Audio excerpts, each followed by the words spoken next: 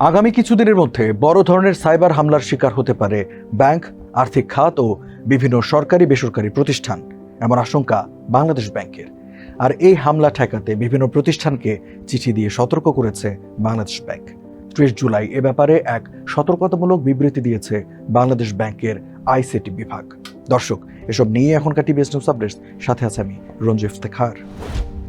সতর্কতামূলক ওই চিঠিটি এর মধ্যে দেশের সব তফসিলি ব্যাংক, আর্থিক প্রতিষ্ঠান এবং পেমেন্ট সেবা প্রদানকারীদের প্রধান নির্বাহী কর্মকর্তার কাছে পাঠানো হয়েছে, যেখানে বলা হয়েছে আগামী দিনে দেশের গুরুত্বপূর্ণ তথ্য পরিকাঠামো, সিআইআই, ব্যাংক, আর্থিক খাত, স্বাস্থ্যসেবা, বেসরকারি ও সরকারি প্রতিষ্ঠানগুলো সাইবার হামলার ঝুঁকিতে রয়েছে।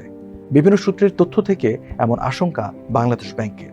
আর হামলা ঠেকাতে সময় ক্ষেপণ না করে এখনই সাইবার সুরক্ষা নিশ্চিত করতে প্রতিষ্ঠানগুলোর প্রতি আহ্বান বাংলাদেশ ব্যাংকের।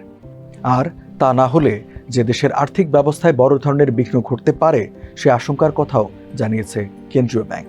প্রতিষ্ঠানগুলোকে সতর্ক করার পাশাপাশি প্রয়োজনীয় ব্যবস্থা নিতে 14টি পদক্ষেপের কথাও চিঠিতে বিস্তারিত আকারে জানিয়েছে বাংলাদেশ ব্যাংক। সেই পদক্ষেপগুলোর মধ্যে অন্যতম সার্ভার ডেটাবেস ও আইটি সিস্টেম নিয়মিত আপডেট করা ও অপ্রয়োজনীয় পোর্টাল বন্ধ এবং কমপক্ষে অনুমতি ভিত্তিক অ্যাক্সেস নিশ্চিত করা, সংরক্ষিত ডেটার গুরুত্ব অনুযায়ী নিয়মিত ব্যাকআপ ও রিস্টোর ব্যবস্থা রাখা। দর্শক, এই ছিল এখনকার টিভিএস নিউজ আপডেটস। আর সংবাদের বিশ্লেষণ জানতে টিভিএস এর সাথেই থাকুন।